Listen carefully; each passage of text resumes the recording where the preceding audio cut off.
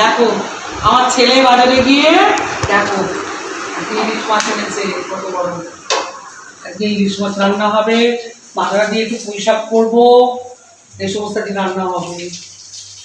বৃষ্টির দিন বাজার থেকে পাখা টাকা লেগে লেগে সব কেটে কেটে পরিষ্কার করে নিয়ে এসছে, লেজা টাজা দেখো কেটে অনেকটা বাদ দিয়ে দিয়েছে, পাখা টাকা সব বাদ দিয়ে পরিষ্কার করে বাজার দিয়ে কেটে এনেছে।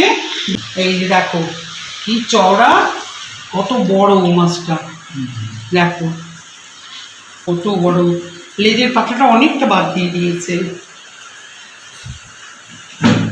যার জন্য মাছটাকে দেখতে না লাগছে, সব পাখা টাকা তুলে দিয়েছে। মা কাটবে কে গো? বানাবে কে? বাবাকে দিয়ে বানাবে? হ্যাঁ বাবা বানিয়ে দিই, আমি একটু দেখে নিই আর আশটাশ আছে নাকি।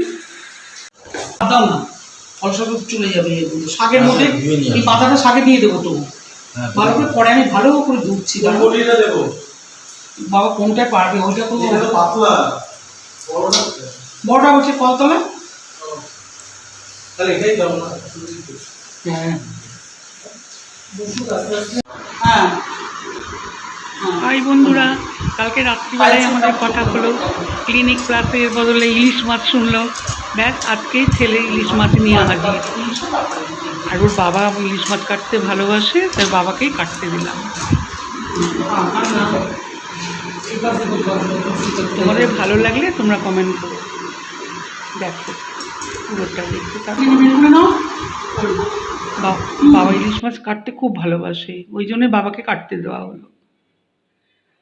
উনি বড় বড় মাছ কাটতে খুব ভালোবাসে, যে কোনো মাছ বড় হলে নিজে হাতেই বেশি কাটে। যেহেতু কালকেই বলেছিল ভুল, ছেলে সেই মুহূর্তে এসে গেছে, বাবা ভুল বলেছে ইলিশ মাছ ভেবেছে, বাবাই বলেছে ইলিশ মাছ আনতে, ওর মন করেছে ও নিয়ে এসে বাবাকে খুশি করে দিল।